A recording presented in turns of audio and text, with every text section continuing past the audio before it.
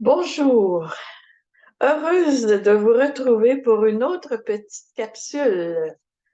Il me fait plaisir de vous partager mes réflexions à la suite de la retraite prêchée durant le temps de l'Avent par le père Yves Girard, cistercien à Saint-Jean-de-Matha. Il a une façon vraiment spéciale de comprendre l'amour de Dieu pour chaque personne. C'est une façon inédite, originale. Il traite de la parabole de l'enfant prodigue d'une manière inattendue. Celui qui est embrassé par le Père, c'est le fils cadet. L'autre, le grand frère, s'est volontairement retiré de l'amour de son père. On se serait attendu au contraire, que le plus parfait reçoive le baiser du Père, alors que c'est le moins méritant qui bénéficie du baiser du Père.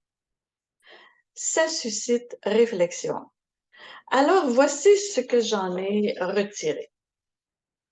Chaque être humain aspire à être aimé, même qu'il désire être le premier dans le cœur de l'autre, le préféré, le seul à être aimé.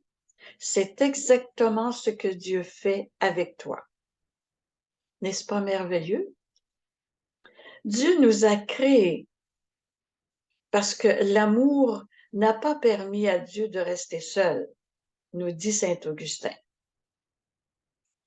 Il prend son bonheur avec l'être humain, avec toi. Et le prophète Isaïe nous dit, je me réjouissais à la pensée que tu allais naître. Dieu a le cœur en fête à cause de toi. Je suis donc le centre de la vie de Dieu. Je suis la source de sa joie. C'est moi qui lui permets de vivre cela, et cela malgré que je ne mérite pas un tel amour. Est-ce possible? Oui, c'est possible, car celui qui aime est émerveillé de l'être aimé. Puis l'amour va plus loin encore. L'amour ne connaît pas de geste plus significatif que celui d'embrasser. Un père ou une mère embrasse son enfant. Un fiancé embrasse sa fiancée. Et l'Évangile nous apprend que c'est toi, l'épousé, aux noces organisées par Dieu, parce qu'il te préfère à tous les autres. Tu es embrassé par Dieu. Nous avons des visages de pécheurs embrassés par Dieu. Quelle grande faveur, quel grand privilège, quelle généreuse gratuité. Nous sommes aimés d'un amour préférentiel. En acceptant ce baiser, que tu ne mérites peut-être pas, les portes du royaume de Dieu s'ouvrent pour toi. Te voilà sauvé, restauré, revigoré, libéré par l'amour obsédé de Dieu. Son obsession consiste à vouloir donner, se donner, pour instaurer un domaine où l'amour serait roi, où l'amour ferait loi et où tu seras reine. Alors, vous avez reconnu la chanson de Jacques Michel. Voilà ce à quoi Dieu aspire avec nous.